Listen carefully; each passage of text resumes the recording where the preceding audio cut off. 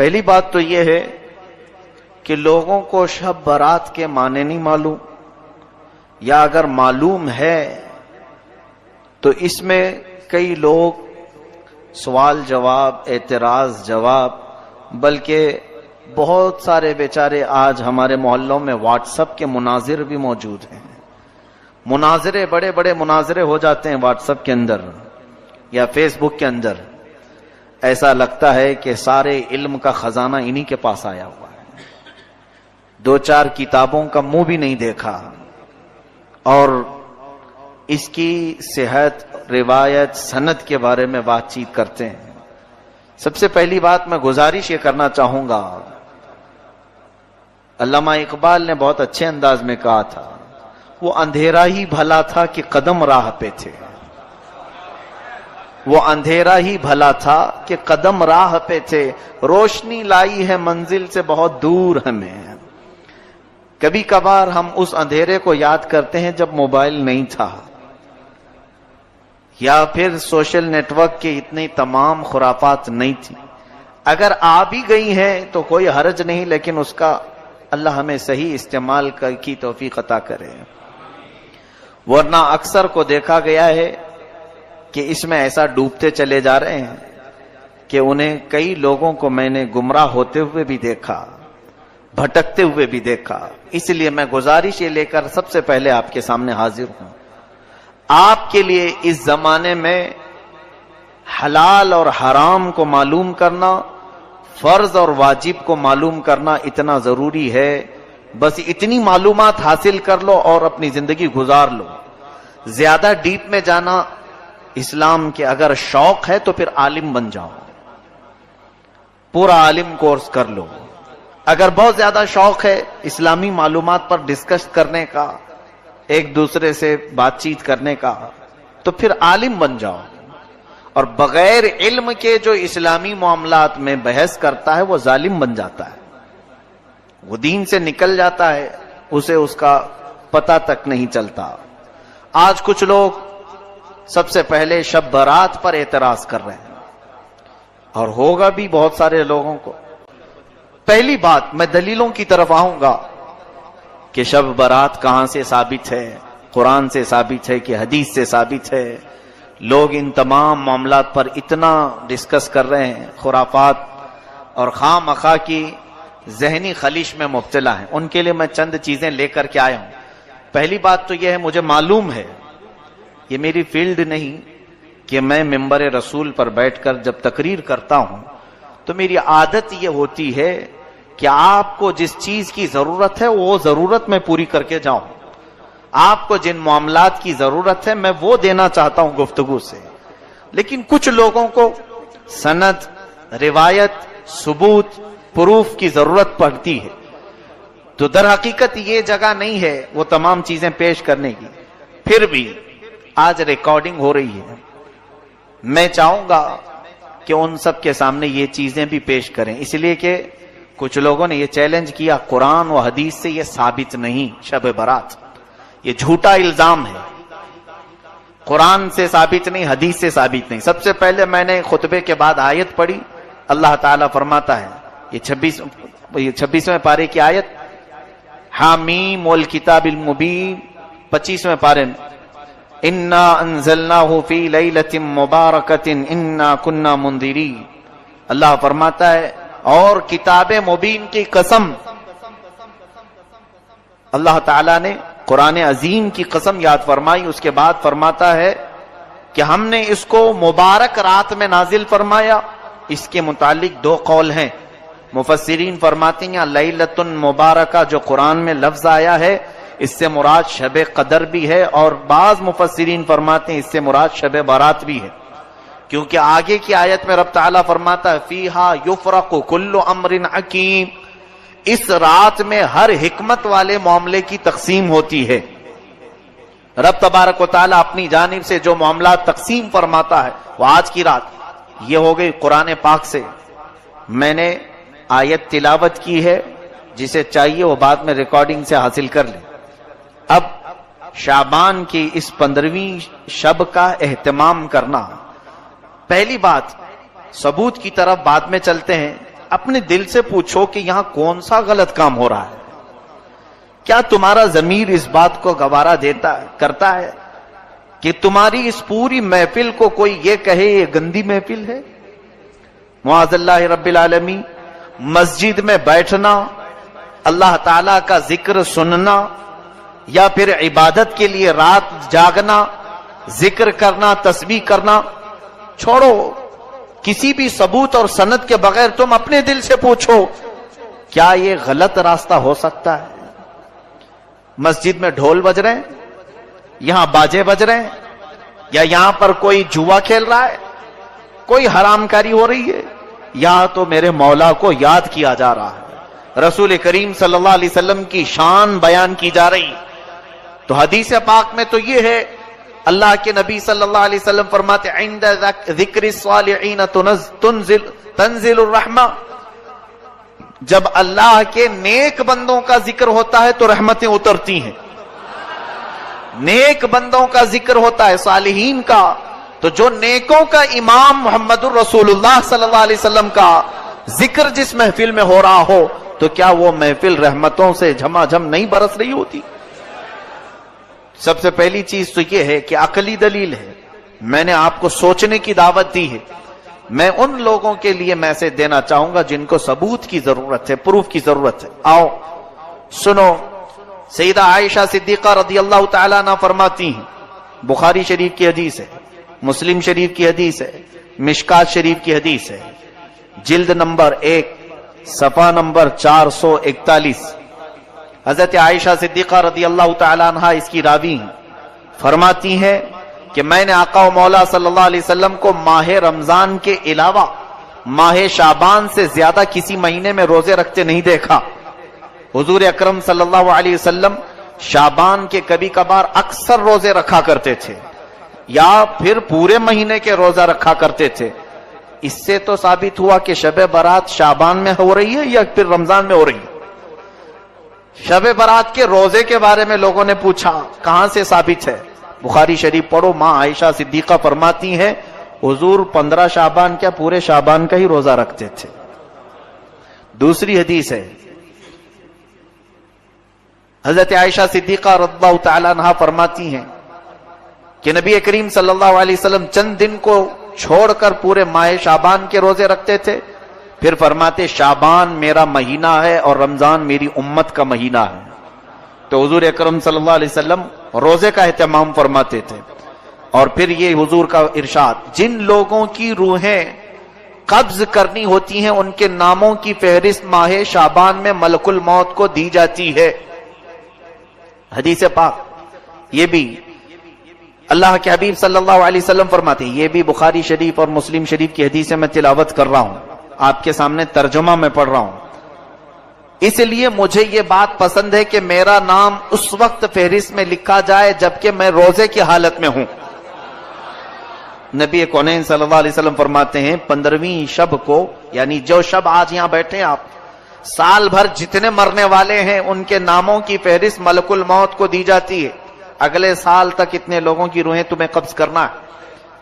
تو حضور پاک صلی اللہ علیہ وسلم فرماتے ہیں میرا نام اگر فہرست میں لکھا جا رہا ہو تو اس حالت میں لکھا جائے کہ میں روزے کی حالت میں ہوں یا میں عبادت کی حالت میں ہوں. پھر حضور اکرم صلی اللہ علیہ وسلم فرماتے ہیں 15ویں شعبان کی رات کو مرنے والوں کے ناموں کی فہرست تیار کی جاتی ہے. حضور صلی اللہ علیہ وسلم کے ارشاد سے معلوم ہوتا ہے اگرچہ رات کے وقت روزہ نہیں ہوتا اس کے باوجود روزہ دار لکھے جانے کا ثواب تو ضرور دیا جائے گا. اب شب برات کے متعلق حضرت عطا بن یسار رضی اللہ تعالیٰ عنہ فرماتے ہیں لیلۃ القدر کے بعد شعبان کی 15ویں شب سے افضل کوئی رات نہیں. یہ تابعی ہیں، کتاب کا نام ہے لطائف المعارف صفحہ 145. اس کے بعد حضور اکرم صلی اللہ تعالی علیہ وسلم کی طرف سے جو یہ رات جاگنے کے متعلق، عبادت کے متعلق، اب سنیے کچھ اور دلیلیں. ایک بڑی حدیث ہے، حضور پاک صلی اللہ تعالی علیہ وسلم زیارت قبور کے لیے بھی تشریف لے جایا کرتے تھے اور اس رات کو جانے کے متعلق بھی 2 حدیثیں میں آپ کے سامنے تلاوت کرتا ہوں. علامہ ابن الحاج مالکی رحمۃ اللہ علیہ شب برات کے متعلق لکھتے ہیں، کوئی شک نہیں کہ یہ رات بڑی بابرکت ہے۔ یہ ابن الحاج مالکی رحمۃ اللہ علیہ اس زمانے کے نہیں، کافی زمانے پہلے کے، اور مالکی مذہب کے سب سے بڑے امام ہیں علامہ ابن الحاج۔ فرماتے ہمارے بزرگوں کا یہ طریقہ رہا ہے کہ اس رات کی بہت تعظیم کرتے تھے، اس کے آنے سے قبل اس کے لیے تیاری ایسی کرتے کہ جب وہ رات آ جاتی تو خوش اور جذبے سے اس کا استقبال کرتے اور پوری رات عبادت میں گزارا کرتے۔ المدخل کتاب کا نام ہے، جلد نمبر 1 صفحہ نمبر 392، یہ بھی موجود۔ علامہ ابن الحاج مالکی رحمۃ اللہ علیہ فرماتے ہیں ہمارے بزرگوں کا طریقہ رہا ہے۔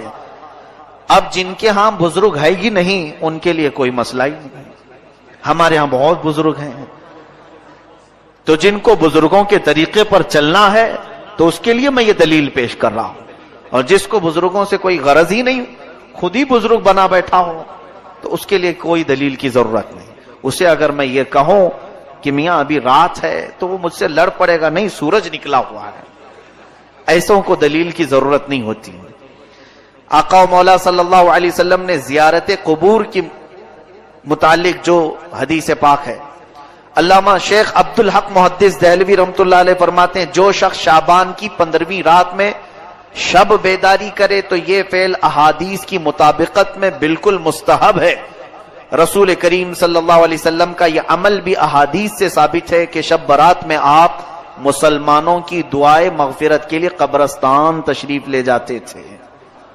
یہ علامہ شیخ عبدالحق محدث دہلوی رحمۃ اللہ علیہ اس بزرگ کا نام میں لے رہا ہوں جن کے متعلق تمام دیوبندی حضرات کا بھی اتفاق ہے، اہل حدیث جماعت کا بھی اتفاق ہے، اہل سنت و جماعت بھی شیخ عبدالحق محدث دہلوی کو اپنا امام تسلیم کرتے ہیں۔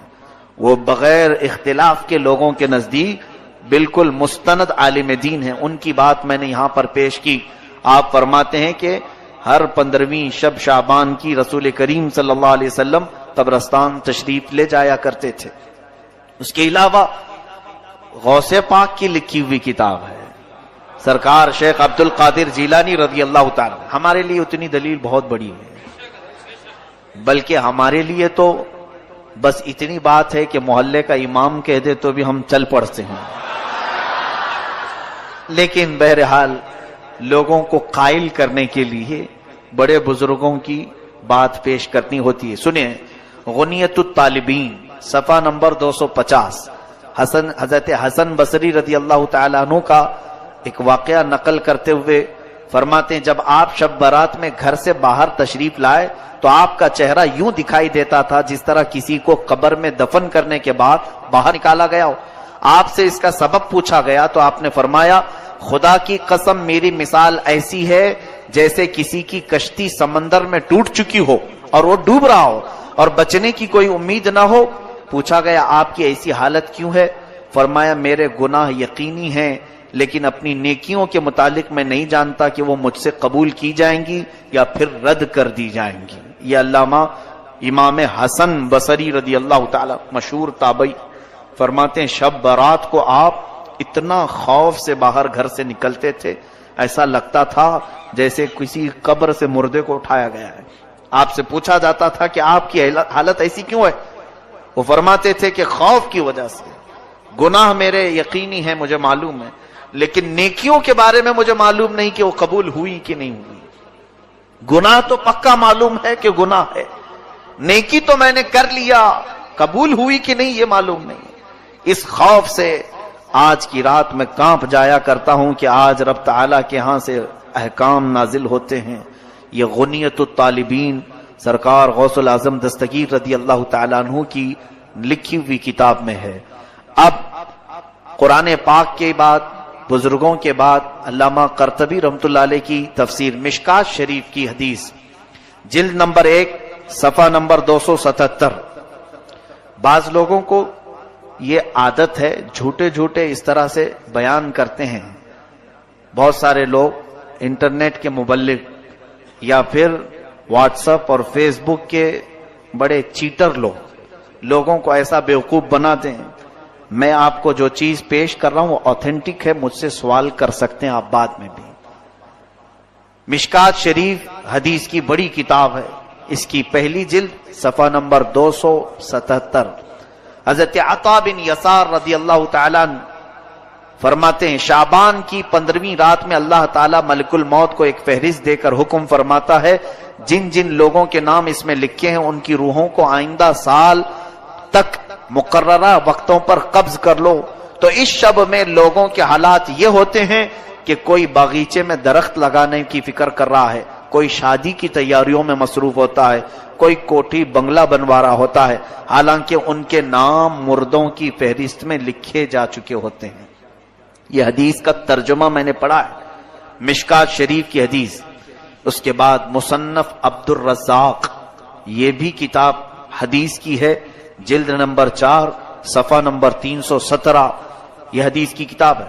فرماتے ہیں حضرت، اس کے بعد اور ایک کتاب الجامع لاحکام القرآن شعب الایمان للبیہقی، امام بیہقی رحمۃ اللہ تعالی علیہ کی کتاب، حدیث کی بہت مشہور و معروف کتاب، تقریباً 12 جلدوں پر ایک کتاب ہے، شاید یہاں بہت سارے لوگ دیکھے بھی نہیں ہوں گے اس کتاب کو، بڑی کتاب ہے امام بیہقی کی شعب الایمان۔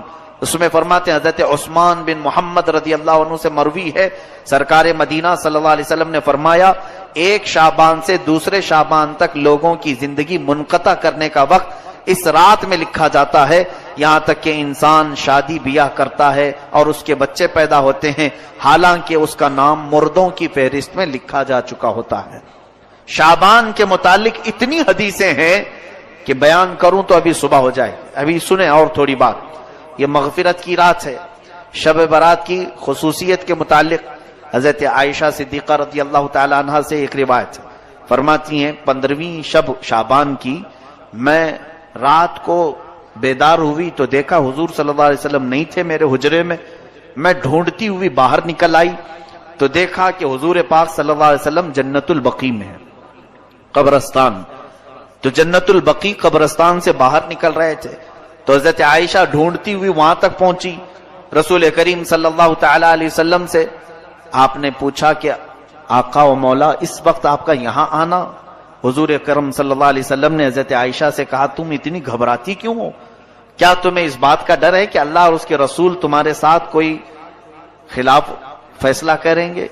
تو حضرت عائشہ صدیقہ فرماتی نہیں، میں یہ دیکھنے آئی تھی کہ کہیں آپ دوسری اہلیہ محترمہ کے پاس آرام فرما ہوں گے۔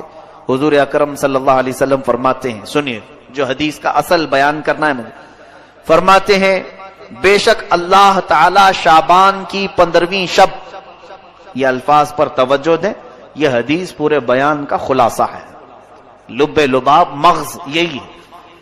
حضور اکرم صلی اللہ علیہ وسلم فرماتے ہیں بے شک اللہ تعالی شعبان کی 15ویں شب آسمان دنیا پر نزول فرماتا ہے۔ کئی آسمان ہیں، 7 آسمان ہیں، دنیا کا جو آسمان ہے وہ پہلا آسمان ہے، حدیث پاک میں آسمان دنیا یعنی دنیا کا یہ جو پہلا آسمان ہے اس پر نزول فرماتا ہے، اور قبیلہ بنو کلب کی بکریوں کے بالوں سے زیادہ لوگوں کی مغفرت فرماتا ہے۔ یہ کیا ہے قبیلہ بنو کلب؟ عرب میں ایک خاندان رہا کرتا تھا جس قبیلے کا نام، خاندان کا نام بنو کلب، وہ بکریاں پالتے تھے اور ان کی بکریوں کے بڑے بال ہوتے تھے، یعنی گھنے بال ہوتے تھے۔ حدیث پاک میں ان بکریوں والوں کا ذکر ہے کہ ان بکریوں کے جسموں پر جتنے بال ہوتے ہیں اتنی تعداد میں آج کی رات اللہ تعالیٰ لوگوں کو جہنم سے آزاد فرماتا ہے۔ اب یہ حدیث کہاں کہاں ہے یہ سن کر کے ان تک پہنچا دیں تو خالص بات ختم ہو جائے گی۔ ترمذی شریف سیاہ ستہ کی حدیث ہے، سیاہ ستہ جو مشہور کتابیں ہیں 6 جس کو سارے لوگ تسلیم کرتے ہیں، بخاری شریف، مسلم شریف، ترمذی شریف، نسائی شریف، ابن ماجہ شریف، ابو داؤد شریف، یہ 6 کتابیں حدیث کی مشہور و معروف ہیں۔ اس میں سے کتاب سے میں حوالہ، ثبوت، پروف آپ کے سامنے پیش کر رہا ہوں۔ ترمذی شریف جلد نمبر 1 صفحہ نمبر 156، دوسری بھی سیاہ ستہ سے ہی پیش کر رہا ہوں، یہی حدیث سیم ٹو سیم حدیث حضرت عائشہ کی، ابن ماجہ صفحہ نمبر 100، तीसरी किताब सेम टू सेम यही हदीस, मुस्नद इमाम अहमद बिन हम्बल रदी अल्लाह अन्हु, जिनको गैर मुकल्लिद और अहले हदीस बहुत मानते हैं, अहले हदीस हजरात भी बहुत मानते हैं। मुस्नद इमाम अहमद बिन हम्बल से पेश कर रहा हूं। वो तकरीबन 20 या 25 जिल्दों की किताब है। हजरत इमाम अहमद बिन हम्बल ने यही हदीस हजरत आयशा की अपनी किताब में हदीस के तौर पर लिखा है। उसका हवाला भी याद रखें, मुस्नद अहमद बिन हम्बल जिल्द नंबर 6 सफा नंबर 238। उसके बाद फिर मिशकात शरीफ सेम यही हदीस जिल्द नंबर 1 सफा नंबर 277। उसके बाद मुसन्नफ इब्ने अबी शैबा, ये भी हदीस की मशहूर और मारूफ किताब है, जिल्द नंबर 1 सफा नंबर 237।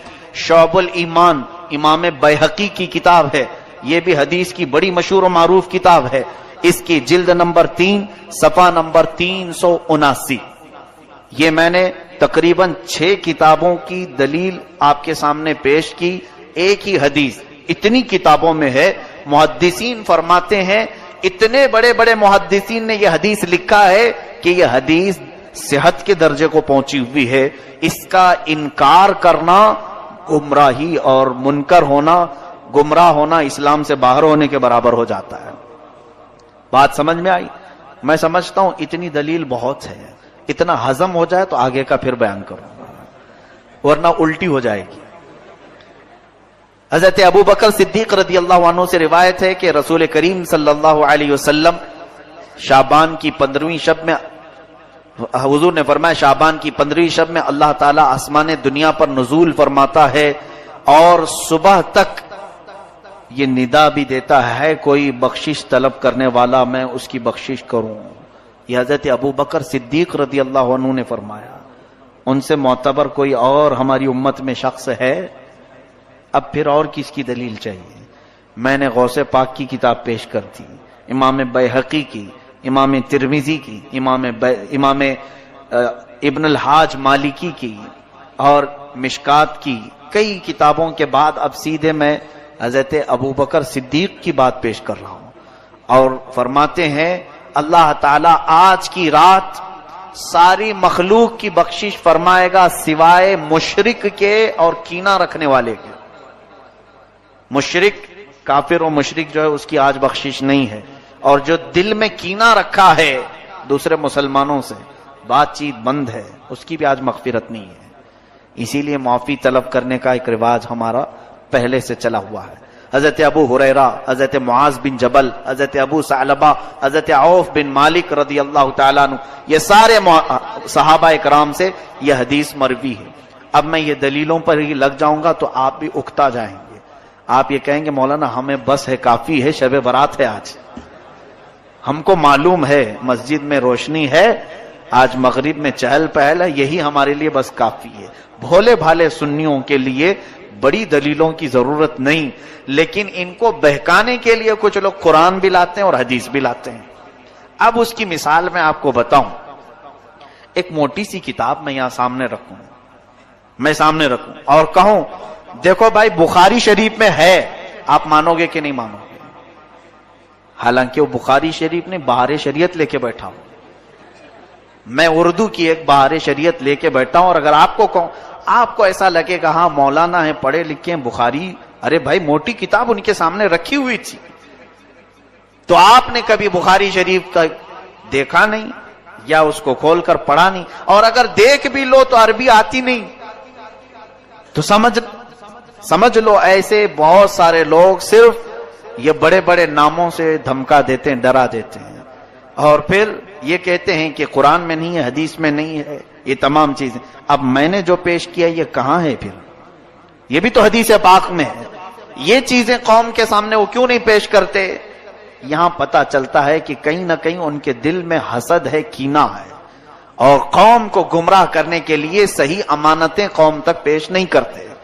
इनका हाल यह है, अल्लाह ताला ने कुरान में फरमाया है कि अफतुमिनून, यानी उनके मुतालिक फरमाया तक्तुमून अल हक़, तुम हक को छुपाते हो और बातिल को बाहर निकाल करके बताते हो। ये यहूदियों की आदत थी, बहुत सारी चीजें छुपा देना और फिर उसमें से तोड़ मरोड़ करके लोगों को बयान करना, بہرحال آپ سب کو علم حاصل کرنے کی ضرورت ہے تاکہ آپ گمراہوں کے ہاتھ میں پڑ کر گمراہ نہ ہو جائیں۔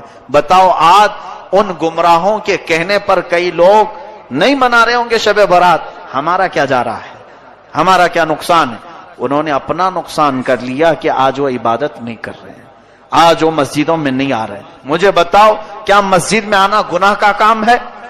عبادت کرنا گناہ کا کام ہے؟ کیا یہاں پر چلو کچھ بھی نہیں کیا، مسجد میں بیٹھا بیان سنا، یہ تو بیان ان کے ہاں بھی ہوتے ہیں، کیا نہیں ہوتے؟ بہت سارے بیان ہوتے ہیں، تو بیان کی فضیلت بھی انہی سے جا کر کے سنو، ان کے ہاں کتنی فضیلت ہے، ایک بیان میں بیٹھنے کا کتنا ثواب ہے۔ تو صرف اگر بیان میں بیٹھنے کا ثواب بھی معلوم کر لیتے تو آ جاتے، خواہ مخواہ مخالفت کرنا اچھی بات نہیں۔ بہرحال میں اب تھوڑی سی چیزیں آپ کے لیے شب برات کے متعلق عرض کروں۔ ہاں، ایک اور سوال ہمارے پاس آیا ہے۔ ایک تو جنہوں نے یہ سوال کیا تھا میں سمجھتا ہوں کہ ان کو اطمینان ہو گیا ہوگا شب برات کہاں سے ثابت ہے، ریکارڈ ہے، پھر سے وہ کتابوں کے حوالے یاد کر لو، جلد نمبر، صفحہ نمبر سب، اور پیش کر دیں۔ دوسری چیز، یہ معافی مانگنے کا کیا طریقہ ہے؟ واٹس ایپ بھرا ہوا ہے معافی نامے سے، قطار لگی ہوئی ہے 3 دنوں سے، میرے اگلی پچھلی تمام چیزیں معاف کرو معاف کرو معاف کرو۔ اچھا کام ہے، یعنی معافی طلب کرنے کا یہ طریقہ اختیار کیا گیا، جس کو دیکھو اور بیچارہ لکھتا بھی نہیں، کاپی پیسٹ، ادھر سے اٹھائے ادھر کر دے، لکھنے کی بھی کسی کے اندر اتنی ہمت بھی نہیں ہے۔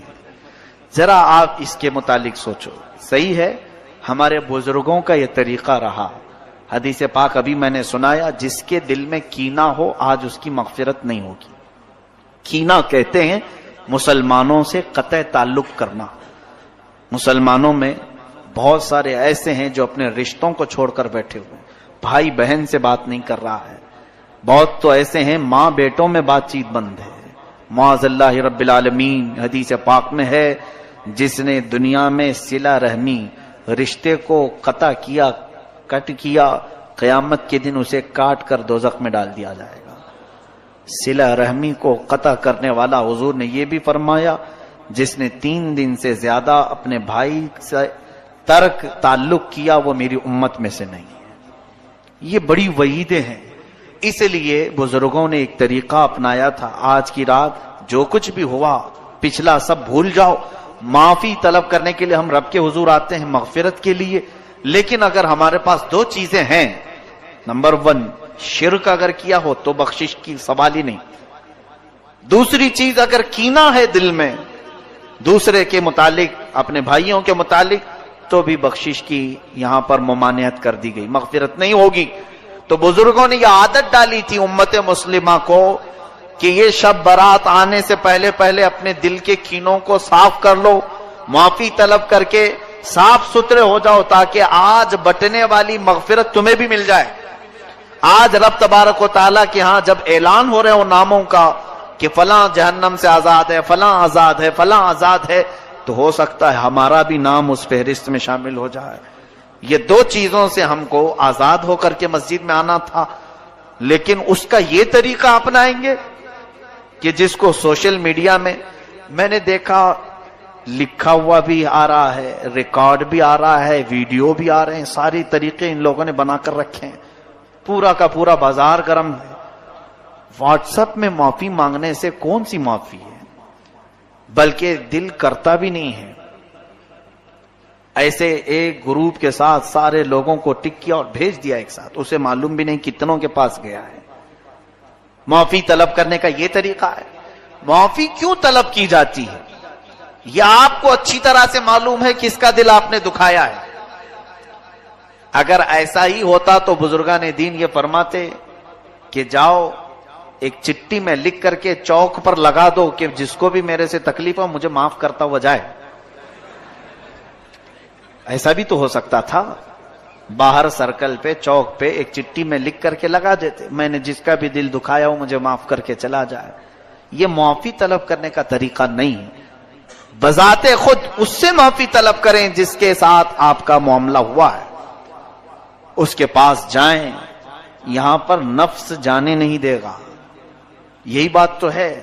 میں آپ کو بتاؤں، جتنی جلدی آپ یہ معافی نامہ بھیجیں کسی کو کہ مجھے معاف کر دیں، اسی جگہ پر ایک دوسرا سولوشن میں آپ کو بتاؤں، یہی فون تمہارے ہاتھ میں واٹس ایپ کے ذریعے سے استعمال کر رہے ہو اور فلاں کو بھیج رہے ہو مجھے معاف کر دینا، وہیں اگر تم اس کے نمبر پر کال کر کے بات کر لیتے اسے کہ آج شب برات آنے والی ہے، مجھے تھوڑا معاف کر دو، پچھلے کئی باتیں تمہارے سے سخت ہو گئی، اس کے لیے دل نہیں مانے گا. بات چیت کر لیتے، تمہارا دل نہیں مانے گا. چھوڑو، بھیج دیتے ہیں، دیکھے تو ٹھیک ہے، نہیں تو کوئی بات نہیں. یہ جو ہے نفس نے تمہیں اس طرح سے کرنے کی عادت ڈالی. نفس امارہ یہ نہیں چاہتا ہے کہ کسی کے سامنے جھک جائیں ہم. معافی طلب کرنے میں نفس کی شرمندگی ہے، اور رب تبارک و تعالی یہی چاہتا ہے کہ تم اپنے نفس کو جھکاؤ. اپنے نفس کو جب تک تم نہیں جھکاؤ گے تو معافی کی کوئی امید ہی نہیں. یاد رکھنا قیامت کے دن یہی حقوق العباد تمہیں جہنم میں لے کے چلے جائیں گے. اس کا حق مارا، اس کو ستایا، اس کو پریشان کیا. اگر یہ قیامت کے دن سب کھڑے ہو گئے تو پھر ان سب کو تمہیں نیکیاں بانٹنی پڑیں گی جو جو نیکیاں کیے تھے، اور اگر نیکیاں کچھ ہے نہیں تو ان کے گناہ اٹھا کر تمہارے اوپر ڈالے جائیں گے. یہ حقوق العباد میں یہی ہوگا قیامت کے دن. اس لیے اگر معافی مانگنے کا شوق ہے، بلکہ مانگنا چاہیے بھی، اس طرح سے نہیں. جاؤ ملاقات کرو. اگر ملاقات کرنا پاسبل نہیں، ممکن نہیں، تو فون پہ بات کر سکتے ہیں آپ. ان سے فون پہ بات کریں اور معاملات طے کریں کہ آپ دل سے مجھے معاف کریں اور مجھ سے جو ہو سکا میں آپ کو معاف کرتا ہوں. یہ تمام چیزیں اچھی چیزوں میں سے ہیں، آپ اس کی عادت ڈالیں. یہ سب برے رواج ہیں واٹس ایپ میں، ابھی پتہ نہیں کیا کیا گھومے گا، بہت ساری. بلکہ اس زمانے کی سب سے بڑی بلا ہے یہ بلا ہے. گھروں میں ایسی گھسی ہوئی ہے، لوگ دور دور بلاؤں کو دور کرنے کی دعائیں کر رہے ہیں اور سب کے ہاتھ میں بلا ہے. اس کا استعمال بڑے غلط انداز میں، کیونکہ اللہ تعالیٰ قرآن میں فرماتا ہے ان الذین یحبون ان تشیع الفاحشۃ فی الذین آمنوا لہم عذاب علیم فی الدنیا والآخرہ. بے شک وہ لوگ جو ایمان والوں میں بری خبریں پھیلاتے ہیں، دنیا اور آخرت میں اللہ ان کے لیے دردناک عذاب رکھا ہے. تو یہ پھیلانے والا سب سے بڑا کام سوشل میڈیا کر رہا ہے. ٹھیک ہے، اچھی باتیں پھیلائیں، لیکن آتھینٹک ہوں، پروف والی ہوں، پھیلائیں. نشر و اشاعت میں ثواب ہے، لیکن اس طرح کی بغیر پروف والی چیزیں، یا کہیں سے کسی کا آ گیا اور اس نے دھمکی دے کر کے آپ کو میسج کیا، اگر نہیں آگے بڑھاؤ گے تو 7 لوگ مر جائیں گے، 9 لوگ مر جائیں گے. آپ ڈر گئے. اور ایسے بلیک میل اتنے ہوتے ہیں. اگر سچی محبت ہو تو آگے بڑھاؤ. سچی محبت ہو، ساری محبت واٹس ایپ میں دکھانی ہے. سچی محبت ہو تو آگے بڑھاؤ. اللہ کو ایک مانتے ہو تو آگے بڑھاؤ. معاذ اللہ رب العالمین. تو کیا یہ واٹس ایپ میرے جنت میں جانے کا ٹھیکیدار ہے؟ اس کو میں کیوں بتاؤں کہ میں اللہ کو ایک مانتا ہوں یا نہیں مانتا ہوں؟ میرا مولا جانتا ہے. ہم جس کے لیے ایمان لائے ہیں وہ رب جلیل بہتر جانتا ہے. ہم نبی کونین صلی اللہ علیہ وسلم سے محبت کرتے ہیں، اس کے متعلق کوئی بھی اس طرح سے ٹارچر نہ کرے ایک دوسرے کو. ایسے جو بھی میسج آئیں اس کو آگے نہ بڑھاؤں، ورنہ گناہ میں برابر کے شریک آپ بھی ہوں گے. آپ نے میسج لکھا نہیں لیکن دوسرے کا آیا ہوا بڑھا دیا تو پکڑ تو آپ کی بھی ہوگی قیامت کے دن، کیونکہ برائی پھیلانے میں آپ نے جو تعاون کیا. اللہ تعالیٰ ان تمام بری بلاؤں سے ہماری حفاظت فرمائے. عزیزان گرامی وقار، شب برات میں آج رزق کی تقسیم ہوتی ہے. ہمارے ناموں کے متعلق آج فرشتوں کو یہ بتایا جاتا ہے کہ فلاں بن فلاں اس سال یہ معاملات کرے گا، اس کے حصے میں اتنا رزق دیا جائے گا، اور پھر پتہ نہیں ہمارا نام مرنے والوں میں بھی لکھا جا سکتا ہے.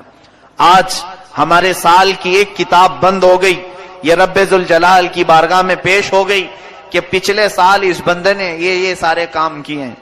آپ کو بھی معلوم ہے، مجھے بھی معلوم ہے میں نے کیا کیا کیے، آپ نے کیا کیا کیے. اب آج کی رات صرف یہ احساس بھی ہو کہ بارگاہ الہی میں میری کتاب پیش ہوئی ہے پچھلے سال کی، میں نے کیا کیا کیا تھا سب فرشتوں نے بتا دیا. ویسے رب کو بتانے کی ضرورت بھی نہیں، مگر مولا فرشتوں کو گواہ بناتا ہے. تم بھی بتاؤ کہ فلاں فلاں بندے نے کیا کیا کیا ہے. پچھلے سال کا سب انہوں نے پیش کر دیا.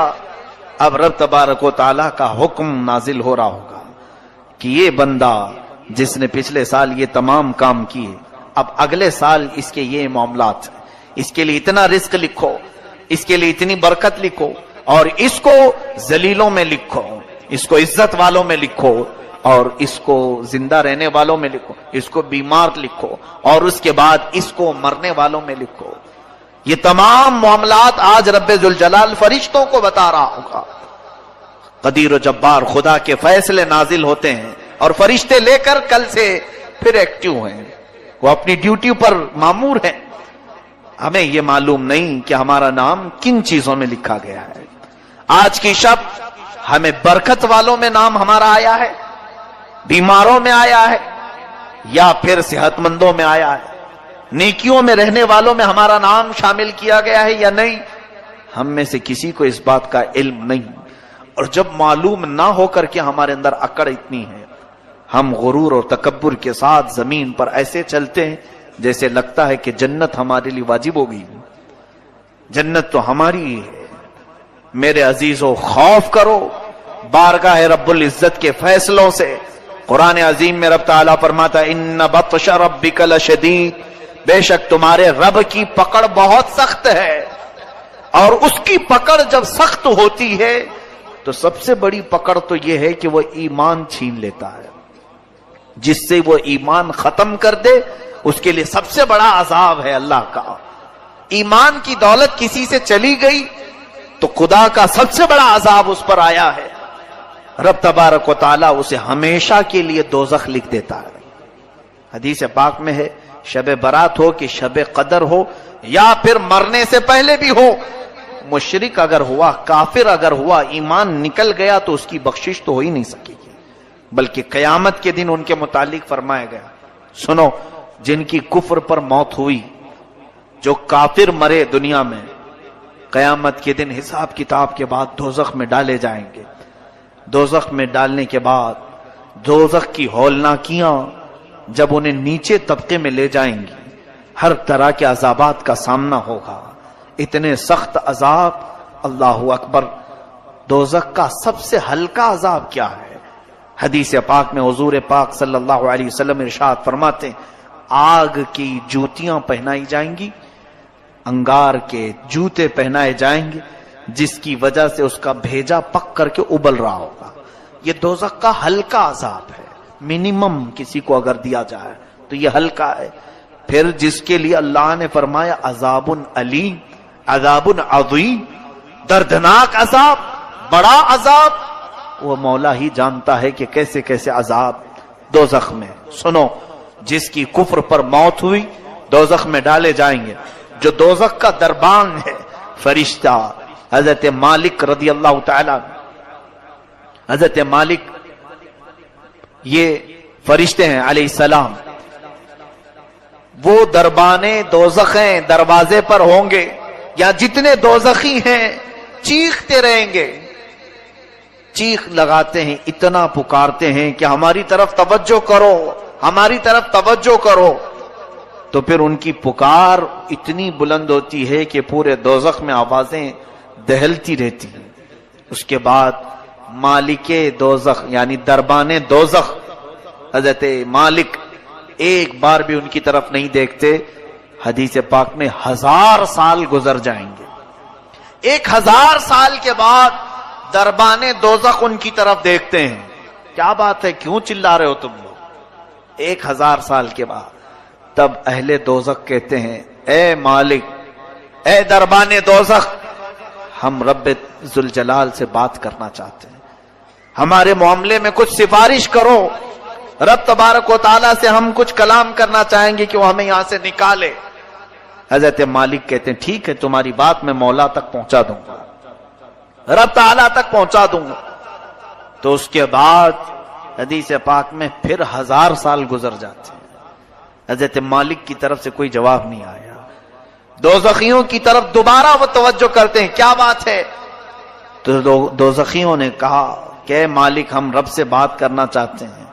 حضرت مالک کہتے ہیں میری اب تک رسائی نہیں ہوئی، میں تمہارا عریضہ پیش کروں گا رب تعالیٰ کے، یہاں تک کہ 30,000 سال گزر جاتا ہے، یہ دوزخ میں جلتے رہیں گے، اسی طرح عذاب میں مبتلا رہیں گے۔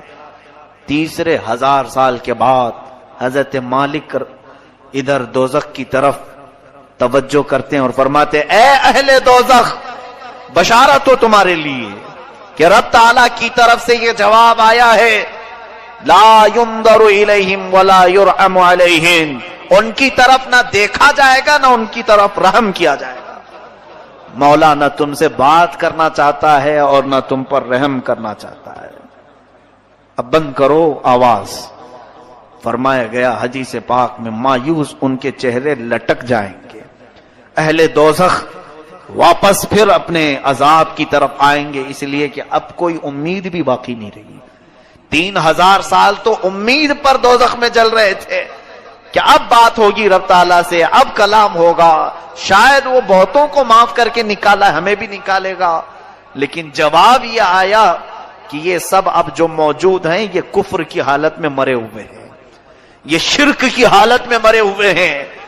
کافروں اور مشرکوں کے لیے رب فرماتا ہے نہ ان کی طرف دیکھا جائے گا نہ رحم کیا جائے گا۔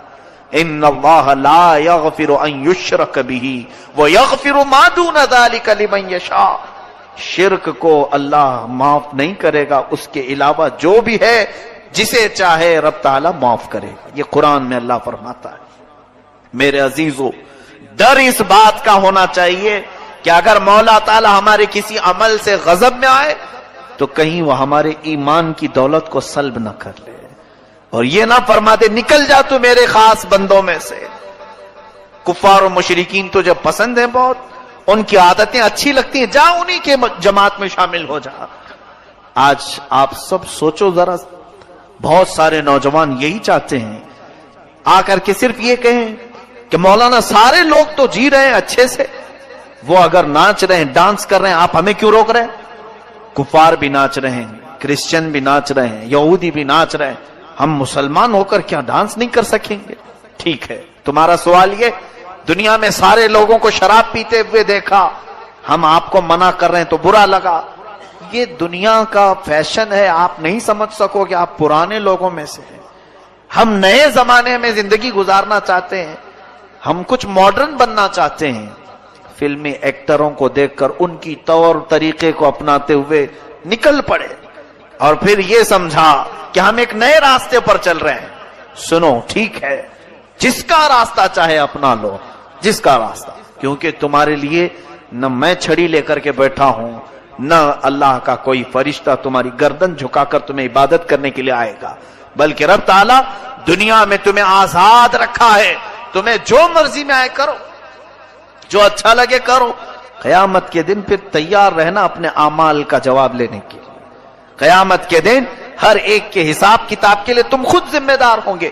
آج میں ان نوجوانوں سے کہتا ہوں جنہیں کفار و مشرکین اچھے لگتے ہیں، جن کو لوگوں کے ہاتھوں کے شراب کی بوتلیں پسند ہیں، جوئے خانے، شراب، تاش کے اڈے، یہ سب بہت اچھے لگتے ہیں جنہیں، اور پھر یہ فلمی دنیا کے تمام تر ظالم دجال قسم کے خرافات مچانے والے اور پورے گھروں کو تباہ کرنے والے ایکٹر انہیں پسند ہیں، ان کے ساتھ ہو جاؤ، کوئی بات نہیں، تمہیں مبارک ہو۔ قیامت کے دن کہا جائے گا جن کے ساتھ تو دنیا میں رہنا پسند کرتا تھا، آج ان کا ہاتھ پکڑ، وہ جہاں جا رہے وہیں چلا جا، آج وہ جہاں جا رہے وہیں چلا جا، وہاں سے ہاتھ چھڑا کر کے تم تو بھاگو گے، نہیں میں تو رسول اللہ کا امتی ہوں، میں میرے آقا کے پاس آؤں گا، میں اپنے نبی کا نام لیوا ہوں۔ سنو، حدیث پاک میں یہ دوڑتا ہوا آئے گا، امتی تو ہے۔ حضور اکرم صلی اللہ تعالی علیہ وسلم کے قریب آتے ہی حضور پاک سے عرض کرتا ہے، رو کر کے، چلا کر کے، مجھے فرشتے دوزخ کی طرف کھینچ رہے ہیں، بچا لیجیے۔ نبی کونین صلی اللہ تعالی علیہ وسلم کی طرف سے جواب آئے گا، تو کون ہے؟ بلکہ اس آقا کی عادت مبارکہ یہ فرماتے ہیں، میں بھرے مجمع میں بھی اپنی امتیوں کو پہچان لوں گا، کروڑوں کی تعداد میں पूरी उम्मतें वहां होंगी, मगर अपनी उम्मत को मैं जरूर पहचानूंगा हजारों की लाखों की भीड़ में भी। ये भी हदीस है पाक में।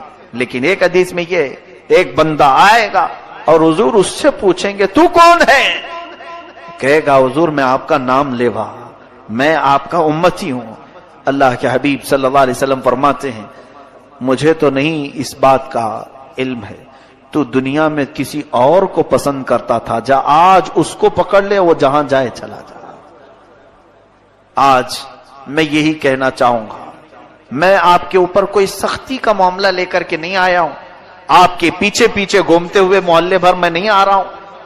मैं आपको तो यहां से एक मैसेज देना चाहूंगा, तुम्हें जो चीजें अच्छी लगें करो, लेकिन कयामत का मंजर याद रहे, मैदान कयामत याद रहे।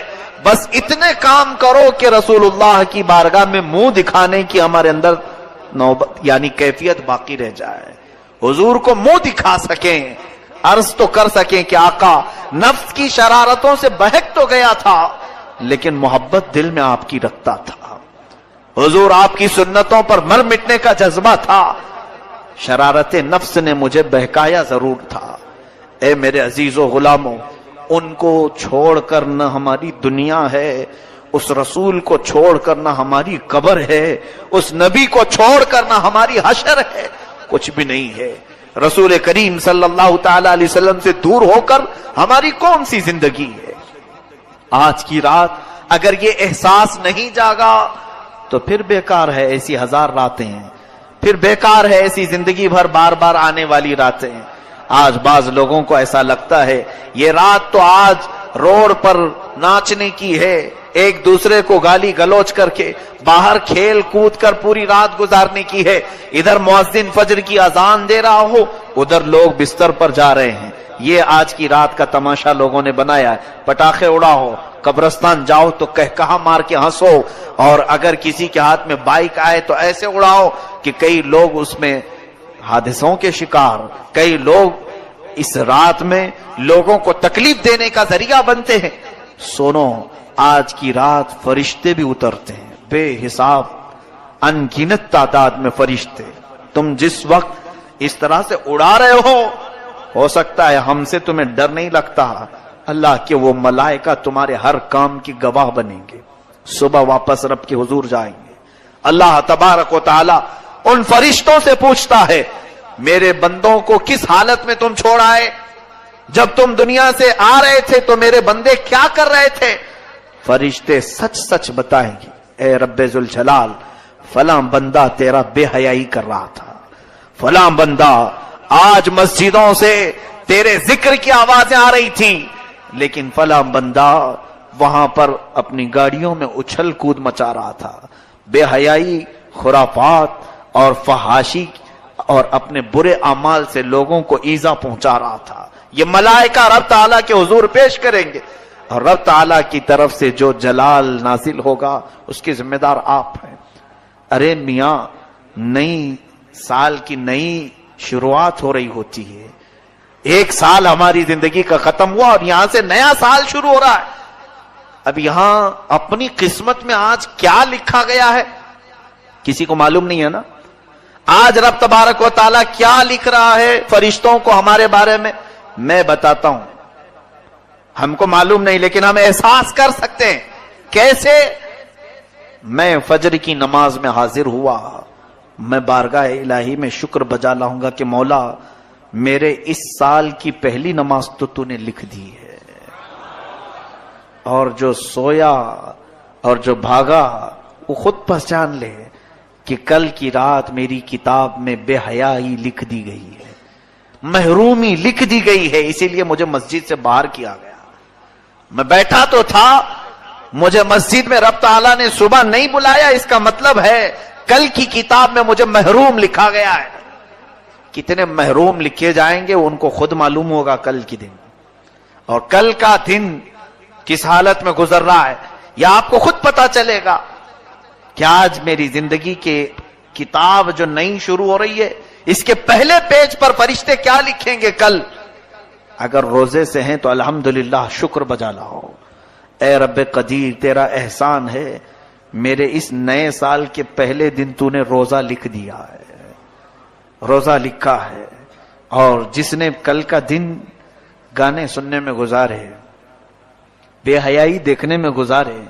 بہت سارے لوگ تو پلان بناتے ہیں ان دنوں میں سینما جانے کا. عیدوں تہواروں کو لوگ سمجھتے ہیں کہ یہ سینما بھی نہیں کرنا چاہیے. ان کے لیے بھی یہ بات سمجھ لو کہ یہ وہ لوگ ہیں جن کو آج کی رات رب تبارک و تعالیٰ اپنی رحمت سے دور کر دیا ہے. فرشتوں کو حکم دے دیا گیا کہ ان کے نام بدبختوں میں لکھے جائیں، حرما نصیبوں میں لکھے جائیں، کمبختوں میں لکھے جائیں. جنہوں نے کل کا دن گزارا انہیں خود پتا چل جائے گا کہ آج کی رات ہمارے بارے میں کیا لکھا جا رہا ہے. اور کل جو اچھے سے دن گزار لیا، میں باقی پورے سال کی بات تو نہیں کرتا، لیکن سال کی شروعات جس کی اچھی ہوئی، رب کی ذات سے امید ہے کہ سال پورا اچھا گزرے گا. ہماری کتاب کی شروعات پہلا پیج اگر اچھا لکھا گیا، میرے رب کی ذات سے یقین ہے کہ آگے کے صفحے بھی اچھے ہی لکھے جائیں گے. اور جس کا پہلا پنہ بگڑ گیا ہے، ہوتا اسی یہ ہے. کتاب میرے سامنے لا کر پیش کر دی گئی، ایک بھری کتاب کھولا میں نے، اس کے پہلے پیج پر گالیاں لکھی گئی، بند کر دیا. یہ کون بدبخت مجھے کتاب دے دیا، کس چیز کی ہے، میں آگے کیوں پلٹوں، پہلے پیج پر اتنی غلاظت لکھی ہے. اے رب قدیر کے حضور مغفرت طلب کرنے والوں، آج رب تبارک و تعالیٰ سے اتنی طلب کر لو کہ ہماری نئی کتاب کا پہلا پنہ نیکیوں سے بھر جائے، نیکیوں سے بھر جائے. اس کے لیے آپ کو عملی میدان میں بھی آنے کی ضرورت ہے. یہ رہی بات ہمیں خوف کی، احساس کی. اب رزق کی تقسیم ہو رہی ہے. پورا سال کچھ لوگ بے برکتی کی شکایت کرتے رہے، ہماری روزی بند ہے، دکان بند ہے، تجارت بند ہے. ایک بات یاد رکھو، جتنا تمہارے مقدر میں لکھا جائے گا اتنا مل کے رہے گا. چاہے تم 1000 لوگوں کو بولو یا 1 کو بولو یا 70 کو بولو، جتنا ملنا ہے وہ آج بٹ گیا، تو کیوں دوسروں کو بول کر مطلب ہے؟ آپ کو ایسا لگتا ہے 4 لوگوں کو بولوں گا تو میرا رزق بڑھ جائے گا؟ آج جو دکان بند پڑی ہے یا کم دھندا ہو رہا ہے، میں اور 5-6 لوگوں کو بولوں تو کچھ اور بڑھ جائے گی. تمہارے حصے میں جو لکھا گیا آج کی رات، وہ اگلے سال تک تمہیں مل کر رہے گا. لو لگاؤ اور اس رب ذوالجلال کی طرف، ملے تو اس کا شکر ہے، نہ ملے تو اس کے دربار میں دعا ہے. لوگوں سے ہمیں کچھ بھی نہیں ہوگا. ما یفتح اللہ للناس من رحمت فلا ممسک لہ وما یمسک فلا مرسل لہ من بعد. اللہ فرماتا ہے اللہ نے جن انسانوں کے لیے اپنی رحمت کے دروازے کھول دیے، اسے کوئی بند نہیں کر سکتا. وما یمسک فلا مرسل لہ. اللہ فرماتا ہے اور جس کے لیے رب نے بند کر دیا کوئی نہیں کھولے گا. چاہے کوئی بابا ہو، کوئی کسی طرح کا عامل ہو، کسی کی بند روزی کو اگر رب نے بند کر دیا تو کوئی نہیں کھولے گا. یہ یقین رکھ کر کے چلو. ہمارے